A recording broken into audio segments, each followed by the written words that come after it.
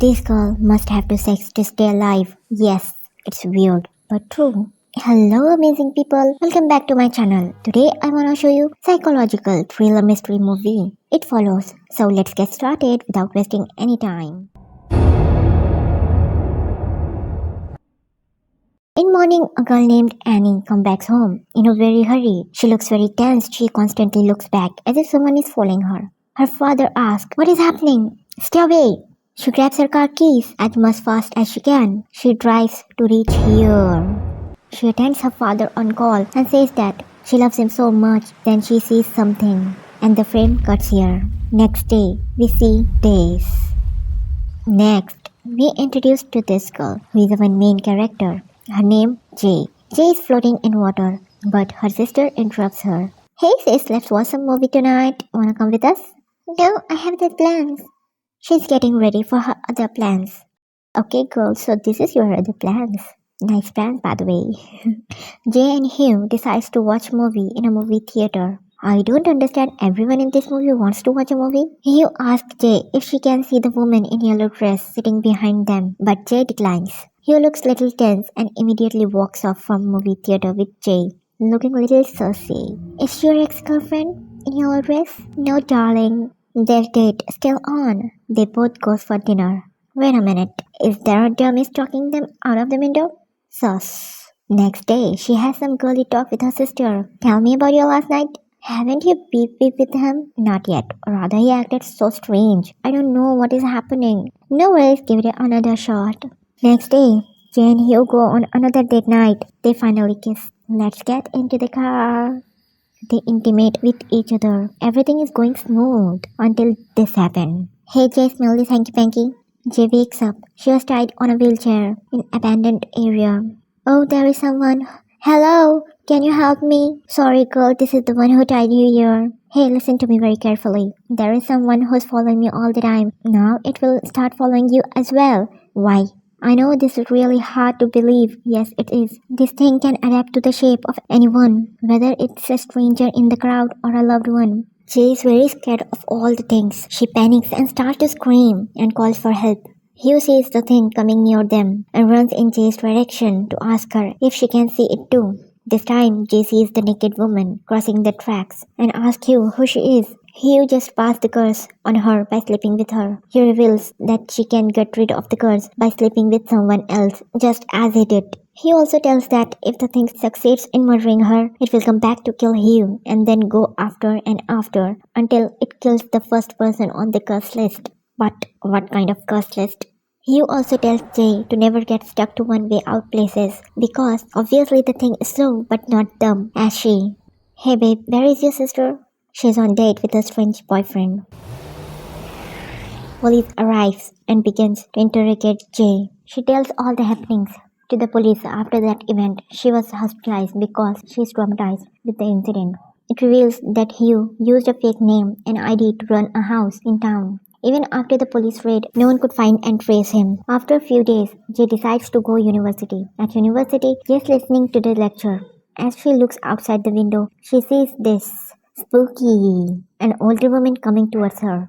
Jay immediately leaves the classroom, but she ends up meeting the older woman in a hallway. She tries to communicate with her, but she continues to move towards Jay silently. Jay leaves the college and goes straight to the ice cream shop where her sister and her friend Paul work. She tells everything to them, but obviously they don't give much importance and suggest her to ignore it. Paul offers Jay to stay at his house to make her feel safe. Later that night, Jay comes down and asks Paul, "Can I sleep here with you? I really feel scared up there." "Yeah, sure." They talk and laugh until Jay tells Paul that he was her first kiss, which makes Paul remember it. Suddenly, Paul goes to investigate. The sound is coming from the kitchen. Paul goes upstairs to wake Jay's sister. Now Jay is alone. A terrifying weird woman begins to wait a minute. She urinates on herself? Ew! What kind of horror is this? Jay screams in fear and runs away from her, locking herself. Suddenly, "Oh, relief, it's you." They ask Jay what's going on. She tries to explain the situation. Then again, "Let me grab something." "Oh, this is perfect." This time, it turns out to be Paul's friend, Yara. And and a sinister man who's behind her and can only be seen by us and Jay. She jumps out of the window and flees on her bike, her sister and her friends following her. Jay asks her sister if she can see the man approaching them. She nods. However, the man turns out to be the Greg, their neighbor, who saw them worried and decided to come over to help them.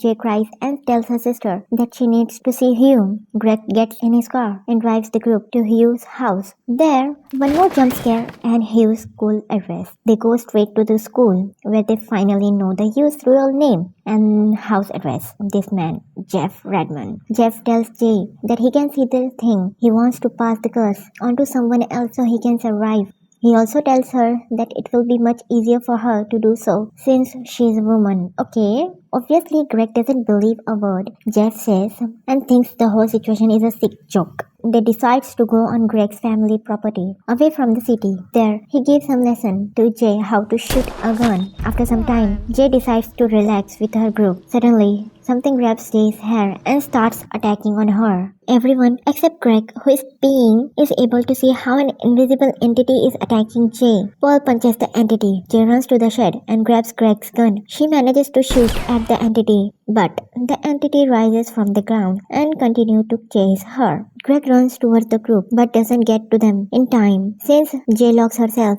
inside the shed with her friends and sister. Within a second, a piece of the door flies out in the air. Greg suddenly appears, believing it was them who destroyed the door. Greg, stop talking. Jay tries to peek through the hole to see if Greg is still alive. Before getting close enough, a creepy woman peeks out of the hole, scaring Jay. Jay flees out the back door, steals Greg's car, and tries to escape from there, but ended up having an accident.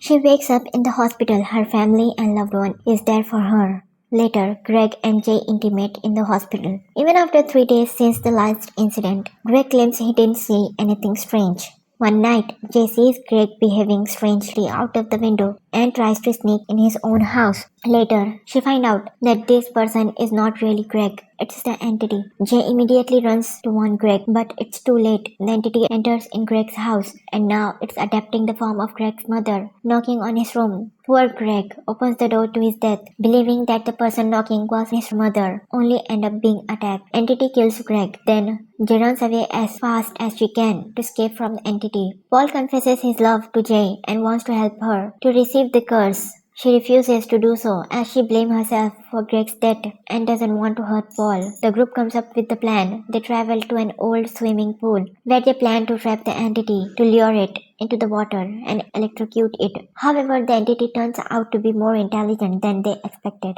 The entity begins to throw the electrical appliances that they had prepared to use against him. Smart one. The entity tries to electrocute Jay. Paul shoots Yara by accident, but in next shot, he manages to headshot at the entity. The thing falls into the water and tries to kill Jay. Paul again shoots in the head of the entity. Paul helps Jay to come out of the pool. Jay looks out to the pool to see if the body is still there, but she only sees blood.